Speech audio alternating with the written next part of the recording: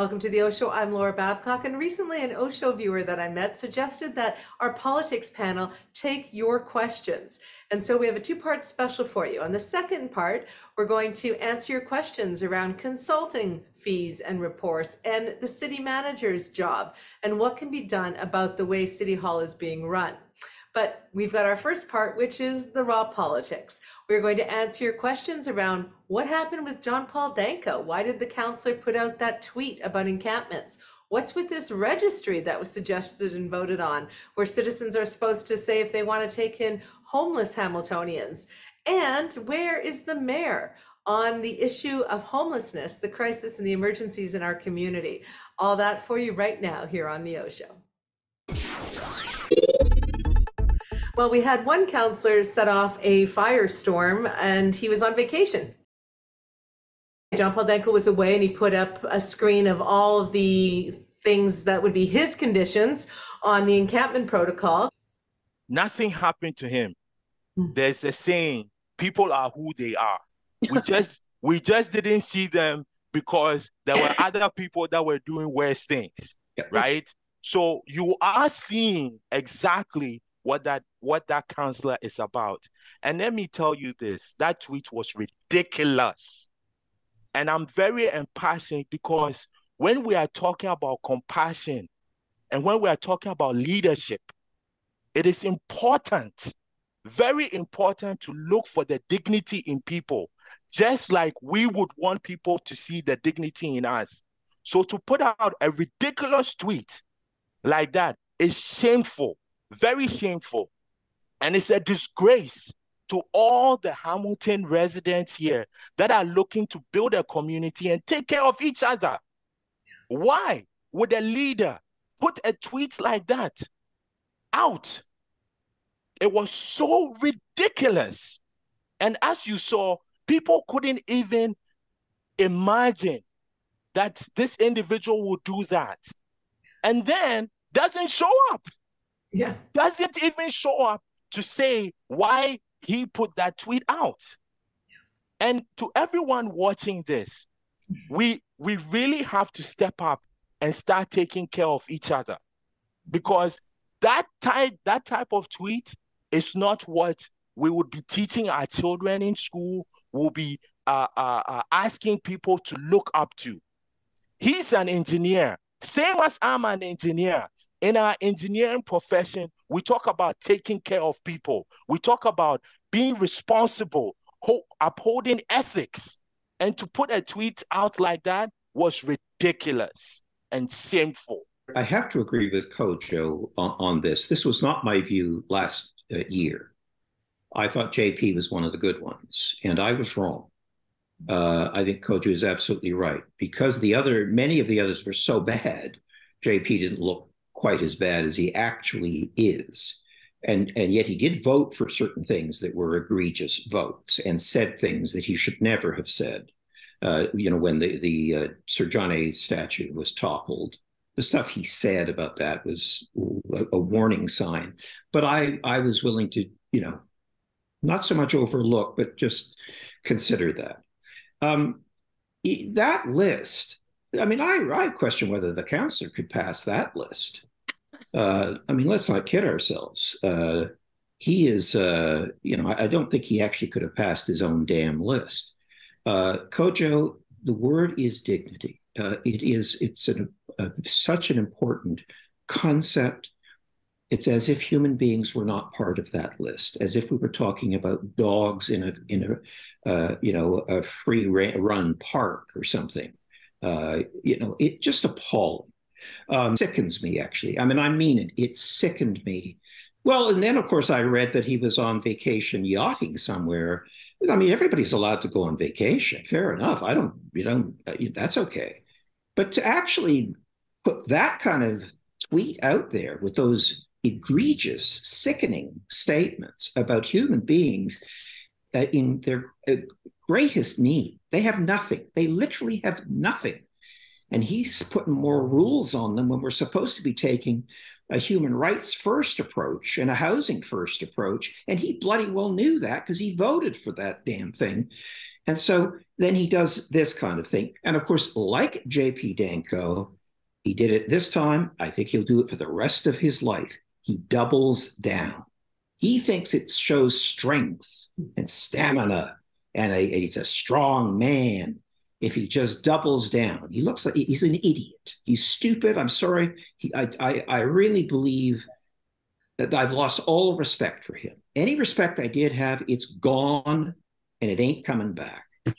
We got a response from a viewer in Ottawa of the Oshow tweet, and they said, wait a second, checks list, these people have absolutely nothing, and you're going to do this to them? I mean, it's an oh my God moment. I mean, yeah. you just don't do that, and to be away and do tweets and that. You know, John Paul Danko in the last term of council, I thought was a shining star on council. Yeah. But what I'm hearing now, and I'm going to have to see this tweet because it's almost disgusting from what I'm hearing. Since you're not able to see it, Robert, it lists a series of, I will only vote for the encampment protocol in the following. They have to be up and move by 7 a.m. No permanent locations, no alcohol, no illegal activities, have to subject themselves to any interventions, right? So basically, stuff that most of us couldn't live with, let alone, as our guest said last week, if you have to sleep on cold cement and you're in terrible pain, you're going to probably take some drugs, right? How do you take away their homes, take away their access to housing, take away their access to pain reduction, take away their access to dignity, force them to pack up and leave by 7 a.m. As a viewer pointed out from Montreal, even in Montreal, they said 11 a.m. when they had that kind of a draconian protocol. Like, what's with 7? The response was, he's just cold. Like, it's crazy. Like, how are you possibly going to do that to people? Well, Laura, you turn around, you have them move by 7 a.m. or 11. Where do they go next? They go to another spot. Is this only so they keep the spot clean and move on to the next one, and somebody comes in and replaces that spot? I mean, I've been to City Hall a few times in the last month. We're doing a little bit of consulting too on the side here with some management for people.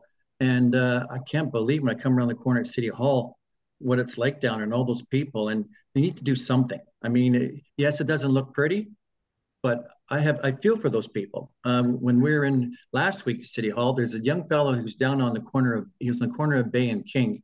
Now he was down in the corner of Main and Bay.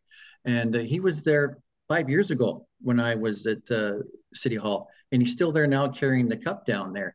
And I feel sorry for the guy, almost like I want to bring him to the farm and give him a job. But what is the background to some of these people? But it's not right. And I feel sorry for those people, never mind the council and the people that live around there, but those people need some help. Yeah, and one of the other things in the tweet, Robert said that they had to have no garbage, and a lot of people pushed back and said, well, wait, you don't ask that. I don't have garbage on my property in my home.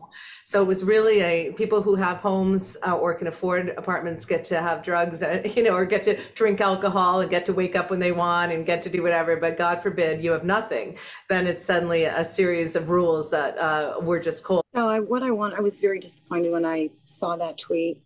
I noticed, like, for me, the first thing I thought was the no drugs. Like, that's completely unrealistic. And what it demonstrates to me, two things actually, because first of all, he deflected this to his taxpayers, right?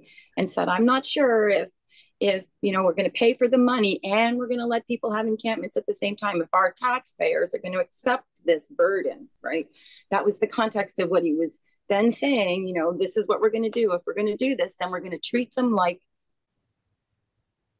I don't even know what, because I treat my dog better than that. I do. And except I don't give my dog drugs or alcohol, but I do let it stay up for whatever. I clean up after him. But you let your dog do whatever your dog needs to do to feel better, right? If the dog wants to scratch his back on a wall, you let him, right? You don't, in other words, dog rules on animals like this. It's crazy. We do. We treat animals better than we wanted, but that. And to me, it demonstrates how out of touch he is. And not only him, but the people that are echoing his concerns, because he's just not out there by himself speaking in a lone voice in the wind. There are people behind him repeating what he's saying and feeding him that information and telling him that they're right, and probably saying, this is why we voted for you in the first place, right? So, it's those people too that you want to direct this message to and say, what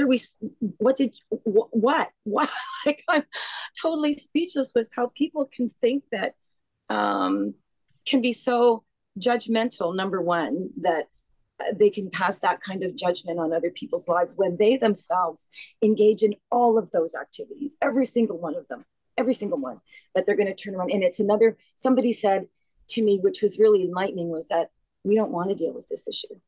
There are people who don't want to deal with this issue. And this is how they don't want to deal with this issue. They put up so many barriers to it that there's no solution. Right now, the town of Barrie, and I hate to even say this on the Oshow because I don't want anyone watching from council to even get this idea. I don't know, should I say it, Kojo? You think I should say it? It's out there. You might as well. Okay. Well, no, I think it's important to connect the two, because we keep on thinking that people are going to come up with the right solutions, but yet we're going down the wrong hole.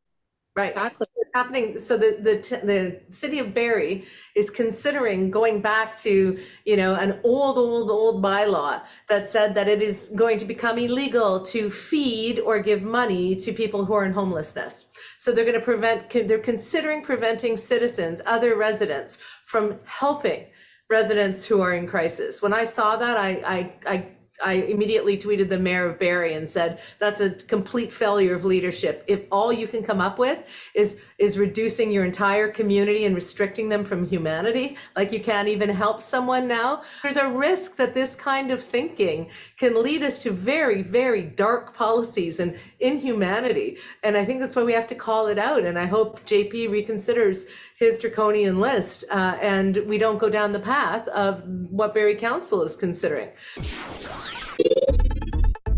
Many of our viewers asked, where is our mayor? On many things, LRT, etc., but especially on this homeless issue. I'll put that to you, Robert. Or I'm not sure where mayor is on this one down here. She should be front and center on this. There's no doubt, because it's a big issue. It's a major issue, not only for the people in the encampments, because it's real people. They're real human beings. And they are part of the city. They live in the city. Maybe not taxpayers of that, but they do live there. And it would be up to the mayor to take the leadership, be out there front and center, take the leadership. Council, let's work together and come up with a solution here, along with some staff to help us. But council and myself as mayor, we're responsible to come up with a solution the best we can to deal with this encampment and the poor people and everything that goes with it. And I would like to see her do a press release, a press conference, and just be wide open and say it like it is. Right, because the mayor of Los Angeles, not everyone thinks her solutions will work, but people are really appreciating that she's front and center, not hiding on this. So let me ask you, Margaret, where is Andrea on the question from our viewers is, where is the mayor? But I think specifically on this issue where other mayors are front and center. I'm supremely disappointed that we're not seeing more of Andrea in this issue. And I know that even in the Toronto mayor's race, Olivia Chow came out with a homeless strategy that's going to be baked into her campaign as well. So, people are giving this some actual thought, of their own. And when you started this segment about where is Andrea, I thought we have a mayor. Like, right. I don't know the last time I've seen her on social media making public statements around events, but on these substantive issues, I'm not hearing anything. I'm not even hearing the complaint of the opposition party that would be speaking about these things. Like it's radio silence. So I have nothing to say except where is she? And I'm disappointed in that. Yeah, Kojo? Yeah, I mean, look, there are solutions. Professor Jim Dunn and his colleague gave them a number of solutions, and they haven't implemented any of them. So that's why for me, it gets ridiculous in the fact that the solutions are there. Then you have folks like Councillor Danko and Councillor Francis proposing things that are not even steeped in policy and evidence and best practices. So let's stick to solutions. Well, the first thing is Finland have reduced their houseless population, reduced it by 40%. How did they do that? Housing first approach. What does housing first approach means? It means you need to provide people with housing immediately, plus the wraparound supports. People are going to say, well, where is the immediate housing? Every city councillor has a connection to a provincial MPP and a federal MPP. Let's take Danko and Francis. They have MP Chad Collins's number. They can call him up and say, hey, we need money. Let's go provincially. Our current provincial government, Esther Pauls, Councillor Esther Pauls, Councillor Mike Spadafora, Councillor Brad Clark, they all have, they can get a hold of their MPPs. So they should also be asking for immediate funding. And those are the solutions there. The city also has its own public lands. What public lands can be refurbished immediately to ensure that we can house people right now?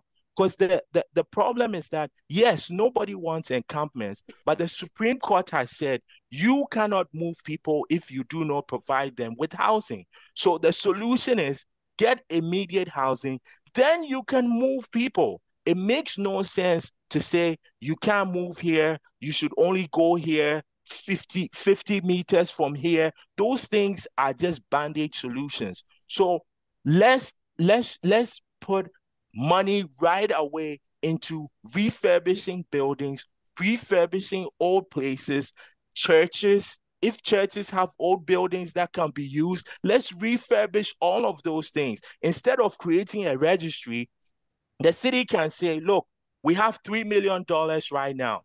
HCF, the Hamilton Community Foundation, is working with Kiwanis to get people their first housing. These organizations are all there and can provide the support, but the city has to start. If they do not start, then they are part of the problem and they are not part of the solution. I hear you. But what I didn't hear is, where's the mayor on this, Kojo? Well, you know, I wanted to focus on the solutions, because where's the mayor? I don't think we're going to get an answer to that question. But by providing solutions, because I think should she be saying what you're saying? Should she be standing up there and saying, the staff is working on this, council's working on this, we're visiting other cities on this is my #1 priority. We understand there's 1,600 people and only 500 shelter beds, let alone an 8,000 person list for affordable. Like, shouldn't the mayor be communicating about this instead of, beers on the long weekend or whatever the heck she's decided to put out there? I mean, where is that front leadership? I thought after we elected her, even though I voted for Keenan, I thought, okay, but at least Andrea knows how to work the bully pulpit. At least she knows media. At least she's going to bring it to Ford on crisis like the Greenbelt and housing and supports for mental health. I mean, she's NDP. I mean, at least this is what we're going to see. So where the hell is she? Yeah, well, she's missing an action that I can say on this issue. But again, I think that, for some of the councillors, I can think of both Councillor Wilson's and Councillor Narendra and others. I think maybe this is a time that they should start thinking about what should the solutions look like, right? Because right now, we can't just we just can't sit and not do anything.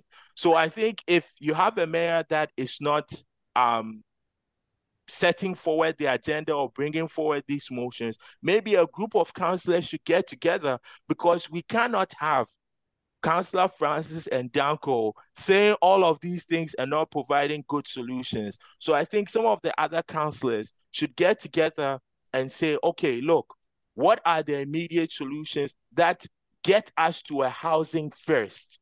Because again, nobody wants encampments. No, I agree. If the mayor's not going to do it, if the mayor's not going to lead even from the bully pulpit, if she's not going to even do that, then yeah, get a task force of councillors who care about housing and immediately get them on it and do press conferences daily. And I swear the media and the rest of us will be covering that like crazy, because it's the #1 thing that everyone I know in this city is sick about, is people living in homelessness. We see them everywhere. We try to give them stuff. We try to support charities, but we're like, where is our leadership? This is not a Hamilton problem. This is a global problem. There are solutions. Let's listen to Kimmy and others and let's do them. Well, I feel like I'm repeating myself, because I have commented on the mayor for the last number of shows. But the reason Andrea isn't saying anything, in my opinion, is because she has nothing to say. She is devoid of ideas. I've watched lots of council meetings. And I put this challenge out to people a couple of shows ago, Laura. If you've got evidence of Andrea putting forward ideas, showing leadership at council meetings or subcommittee meetings, standing committee meetings, then you share it with all of us. And I know I'm right here because I've watched them all. She has nothing to say because she has nothing to say. She has no ideas. It's obvious, and Kojo's right, and it's already happening. Groups of councillors are getting together in the absence of leadership from our mayor because they want to demonstrate leadership to our residents because they know it's the right thing to do. But this glad-handing crap, these photo ops, these tweets that she didn't even write, that could have been written 2 years ago by a staff just looking at the holiday calendar, like, come on. It's time we called the mayor out for what she's not doing. And we need to really look into this. And like, look, Andrea, if you're not going to lead, then make damn sure you get out of the way and stay out of the way, because you're hurting this city already and you just got started. And I am sick up to here with what I'm seeing on these YouTube video live streams. It's awful. You know what? I'm going to say it. She's worse than Fred. And I never, ever thought I would say that about Andrea Horwath. Never. I voted for her, as you know, in the past as leader of the provincial NDP, and I've given money to her campaigns. I'll never, ever vote for her. And I'm honest to God, she is a waste of space. I'm sorry, but I'm so fed up. And people are hurting and dying because of it. Kojo was right. Dignity, dignity, dignity. We need crisis management right now from everybody, including staff, all senior staff, all middle-level staff, all junior staff, and most of all, our mayor. And it ain't happening. And it's dangerous. So, you know what? The mayor of Los Angeles said that she understands that her success as a mayor is inextricably tied to the homeless crisis. And I posed the question, what is Andrea Horwath's success tied to? Does she even care? Is there even a metric? Are we past the point where she's just going to put out promotions from a calendar of holidays and we're going to have councillors do the heavy lifting? Somebody said, well, why don't we do a registry of people who want to take in a homeless person? And when I heard that, I thought it was a joke. I watched that council meeting, and I watched Councillor Matt Francis from Ward 5. It's the preface to his suggestion that's really at issue here. He basically said, I'm going to paraphrase, this is my version, but I'm hearing a lot of bleeding hearts talk about, their compassion for these encampment people and some councillors as well. So I would recommend that we create, and then he asked staff, is there anything that would stop us from being able to create a registry? In other words, he didn't say, I'm so concerned and I just wish there was something I could do, or I have many constituents who want to find something we can do in addition to doing all the work that council and governments need to do. That was not the tone. And it wasn't even the language, let alone the tone. This guy thought he was being smart. It was a smart-ass comment, and it got picked up, and then he had to start spinning it as if he's deeply concerned. Presumably, if I'm wrong and he's actually cares this much, he'll be taking somebody in too. But I'm with you, Laura. This is the role of government. It's why we have government. This is an issue, a crisis facing every city that I work in. There's an expertise. There's a harm reduction expertise. There's an ability to be there for their multiple challenges they're facing, to get them the adequate community supports, to get them into transitional housing, to get them to be able to be in permanent housing and be successful at it. It is a complicated situation that takes tremendous expertise, like the expertise we heard on last week's Oshow, that we heard so clearly from Kimmy. This is not something that people should just be doing because some councillor throughout this challenge. It's an abdication of the councillor's responsibility to find solutions, to listen to all the agencies locally, to provide adequate funding, to look at other cities. There are multiple cities, bigger and smaller, across Canada that are doing this. When staff were asked if they'd even checked with the encampment situation in Kitchener that they're working on, they hadn't even checked.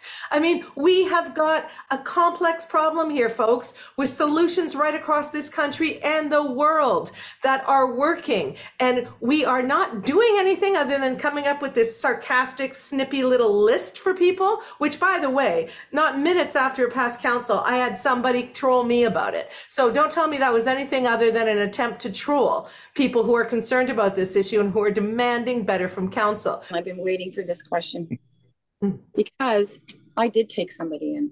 I took them in about 10 years ago. Showed up as somebody that I knew in the community, that we knew, not my partner knew. In the community, we'd known him for a long time. He had housing, lost it, had it, lost it. Showed up at our door one day. I tried to get other people involved to try and help him. Stonewalled from social services because they know better, right? Told people how to get him off the street. Anyway, he showed up at our door. February, cold, wet, feet inflamed, crying. He needed a place to stay. We brought him in. I wrote about it in the paper. Got him a place in a month. He got a place. He still got a place, and it's great. Took him a month. That was 10 years ago. That can't happen now. That's not happening now. But I'm going to say one thing. It was traumatic for him, for us, for everybody. That month he was with us, it was the hardest thing that we ever did. You can't do this. People cannot do this unless they're trained and equipped. We weren't. Now, there's another thing I want to say about the registry, because if we get rid of all the sarcasm and the meanness and mean-spiritedness about it, and think about an opportunity where people who actually can create space in their house, a basement, because we did actually think, could we take this guy in? But it would be too much money for us to have put the renovations in to create a space for him. But if there was a way in which people who really did want to do something, going from this honeypots to helicopters idea that you were on the last encampment thing. On the last show, yeah, people should watch it. It was fascinating. Is there an opportunity to help fund people to create spaces in their houses where people can have dignity in their own space with the wraparound necessary services that they need? It won't help. It won't happen without those necessary services. So it could be part of something, but not in the way that it was presented as a, well, if you should take one in, then what are you going to do about it? And I would not suggest anybody do that. As one of our viewers said, it was Terry Whitehead's sarcastic comments put into a council vote years later, because he used to say that, right? So I mean, could I leave this with the people watching? And this is Councillor Francis's own quote. So this is not my quote. He says, "I am trying to find compassionate solutions for folks." That's what he said. I am not suggesting this is going to solve the problem. So if you are bringing emotion, that is not going to solve the problem. Why did you bring it in the first place? And it's just ridiculous. Because they have the tools to solve it. Kimmy gave like 20 suggestions. The work has been done, as we heard last week. It's a matter of council listening, getting past their own biases and their own anger and their own, people who are yipping in their ear about the issue, and actually following the evidence, doing best practice, investing our tax dollars wisely. This isn't rocket science. This is about will and about dignity and about compassion. I thank all of you for doing the heavy lifting on the Oshow, and all of our viewers who submitted questions. Check out part 2, where we talk about the city manager and consulting reports and the expenses that is going right to taxpayers and to your bottom line, and how we're running this city or not running it very well. So stay tuned for part 2 on that. Thank you all so much. Graham Crawford, of course, and Margaret Shkimba, Robert Pasuta, and Kojo Damptey. We appreciate your leadership on all of these issues, both as residents and also with your expertise. So thank you so much for watching the Oshow, and thank you. Subscribe for more great content, and don't forget to check out part 2.